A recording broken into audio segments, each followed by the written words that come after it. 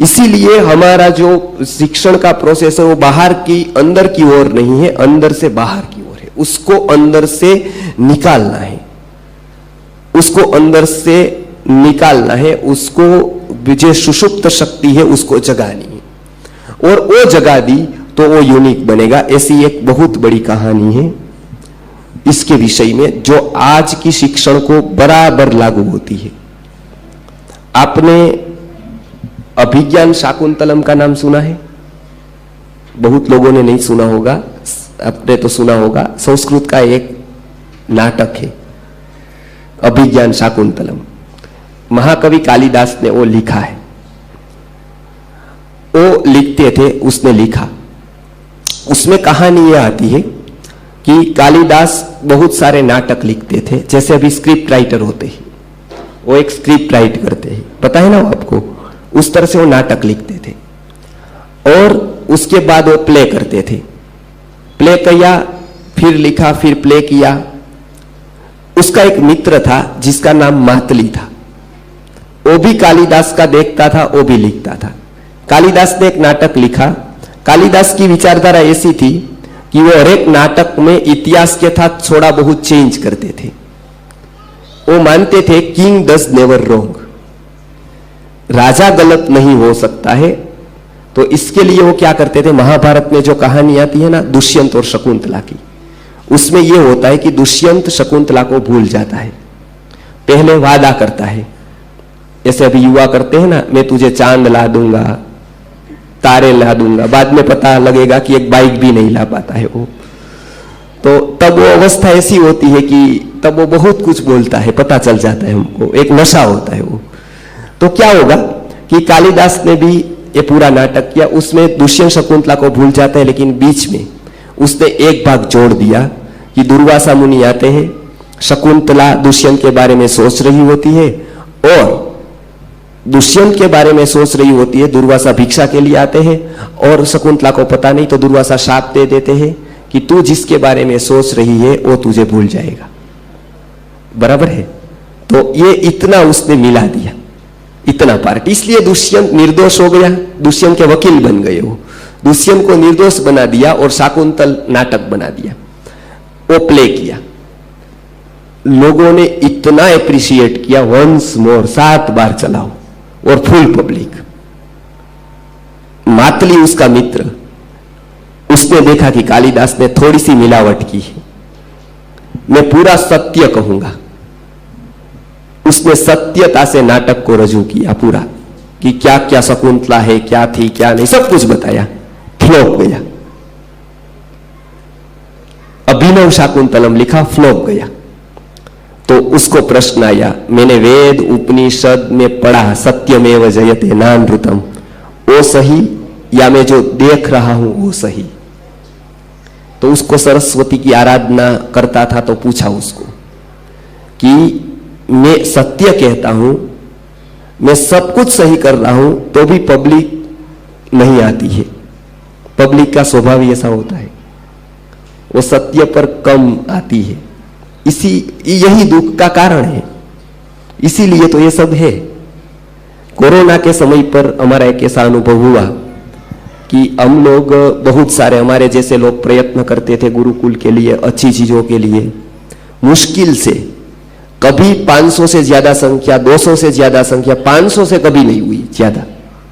इतना मेहनत, इतनी एडवर्टाइज, इतने व्हाट्सएप, ये सब लोग फोन करते हैं पूरे समय निकाल कर।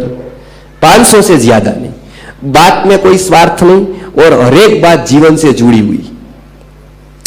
कोरोना हुआ, हमको प्रश्न आ गया, जो भगवान इतना हमारा ध्यान रखता है, गर्भ में दूध की व्यवस्था करता है, जन्म होने के बाद स्तन्य में दूध की प्रवृत्ति होती है, छोटे छोटे मर्म स्थान को संभालता है, इतना अजब गजब का शरीर है जिसके मर्म स्थान को संभाला जाता है, सांस को संभाला जाता है, यह सब होता है। तो अचानक इतने लोग मर क्यों रहे? तो हम लोग चिकित्सा करते थे कोरोना के समय पर, तो ये संवेदनशीलता थी, इसलिए प्रश्न आता था। तो हम कभी कभी उदास हो जाते थे, पूछते थे। एक दिन हम अहमदाबाद में गाड़ी लेकर गए।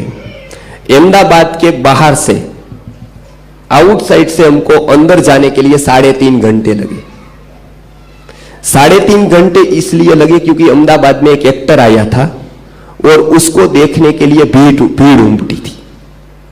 करीब करीब 10,000 लोग आए थे अहमदाबाद से उसका मुखड़ा देखने के लिए। और उसका गूगल पर आप सर्च करोगे, एक भी क्राइम ऐसा नहीं है जिसने वो किया नहीं है। और वो मजदूर आए नहीं थे, वो लारी वाले नहीं आए थे, केले बेचने वाले, सब्जी बेचने वाले, BMW वाले, महंगी कार वाले, डॉक्टर, इंजीनियर, IT सेक्टर वाले, लड़कियां, लड़के, कॉलेज वाले, ये सब आए थे। मुझे तुरंत स्ट्राइक हुई कि कुदरत ने जवाब दे दिया, दुखी क्यों है। लोग ही अपना कल्याण नहीं चाहेंगे, उसको ही पता नहीं है कि मुझे क्रिकेटर के पीछे पागल होना है, एक्टर के पीछे पागल होना है कि कैरेक्टर के पीछे पागल होना है। और जैसा आप दोगे ऐसी ही संतति होगी, वो भी वही होने वाली है, बेहोश। तो कम से कम माता पिता को यह समझना चाहिए कि उसको अच्छी दे, आगे चलते हैं। तो उसने पूछा सरस्वती को कि क्या मैं ऐसा क्यों? तो वो बोले कि तेरी शिकायत बता। उसने बोला कालिदास गलत होते हुए भी सफल क्यों है?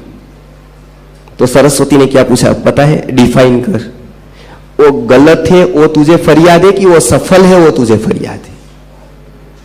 गलत है ये तेरा फरियाद है तो गलत बहुत लोग हैं, उसके बारे में तो तू नहीं पूछता है। वो गलत होता हुआ सफल है, वो सफल है ना, वो तेरी फरियाद का कारण है।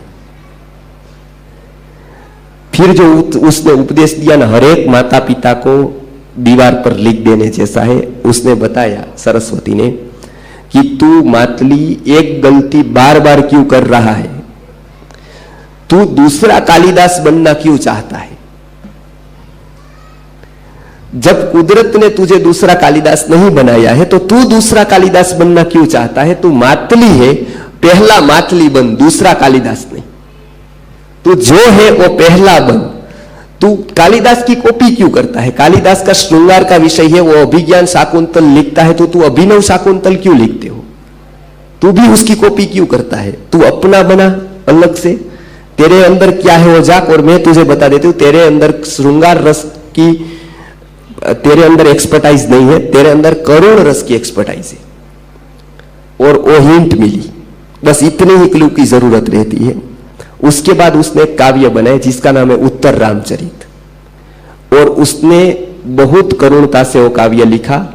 वो जगत में प्रसिद्ध हो गया। क्यों? उसके अंदर जो था कॉम्पिटिटर, वो कॉम्पिटिशन मिट गई। उसको लगा कि मैं दूसरा कालिदास नहीं, प्रथम मातली बनूंगा। इसके लिए मत्सर को छोड़कर वो भवभूति बना, मत्सर की भूति कर दी। हर एक बच्चे को हमको ये ध्यान रखना है, कॉम्पिटिटर उसका किसी की भी कंपटीशन नहीं करनी है। उसको बताना है तेरे अंदर ये है, तुझे ये सीखना है। तो उसका जो अंदर क्वालिटी होगी वो बाहर आएगी, वो बहुत महत्वपूर्ण है। तो एक देखे, उसकी कंपैरिजन न करे।